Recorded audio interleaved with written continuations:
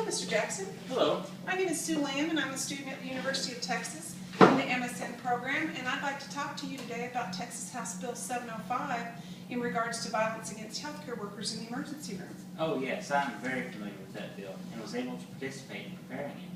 Oh, that's very interesting. In what way were you involved? I was contacted by the Texas Hospital Insurance Exchange and the Texas Hospital Association for my opinion as to whether this legislation would be beneficial to ER personnel. What other involvement did you have?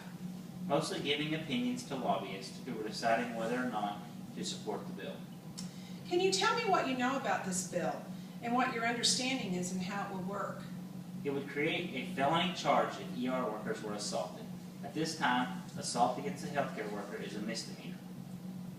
Law enforcement and the staff themselves can warn patients, if possible, before the act occurs, that they may be facing felony charges. This will hopefully de-escalate the violence. In your opinion, how will this affect the nurses in their healthcare delivery? I feel it will be very positive. Some patients need an incentive to behave. It would provide a safer working environment in the ER. Nurses will feel more protected. Will hospitals have any responsibility in the safety of their workers? Hospitals already have responsibility for the safety of their workers. The bill does not alter that. In some of my reading, I have seen that hospitals will have to provide de-escalation training. Is this going to be true in Texas? Hospitals need to do all in their power to provide resources to protect their staff, including education. I also understand that in some states, the Mental Health Alliance is very concerned that this bill will have a negative outcome on their patients. What can you tell me about that?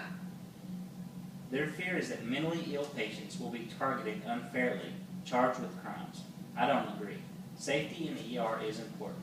Mental capacity to commit a crime is always a factor in criminal charge, and would be under this law as well. Do you anticipate this law being extended to all healthcare workers, not just the ER in the future? My opinion is that it will not. The current political climate is that everyone understands the craziness of the ER. How do you feel about any financial ramifications to the hospital or the nurse? And who's going to be responsible for these? There will be no additional legal liability to the nurse or the hospital. The hospital may need to develop policies and provide training. If a nurse is involved from a legal standpoint, the hospital should provide the defense. Well, Mr. Jackson, you have been extremely helpful, and I want to thank you so much for helping me with this project. Glad I could help. Thank you so much.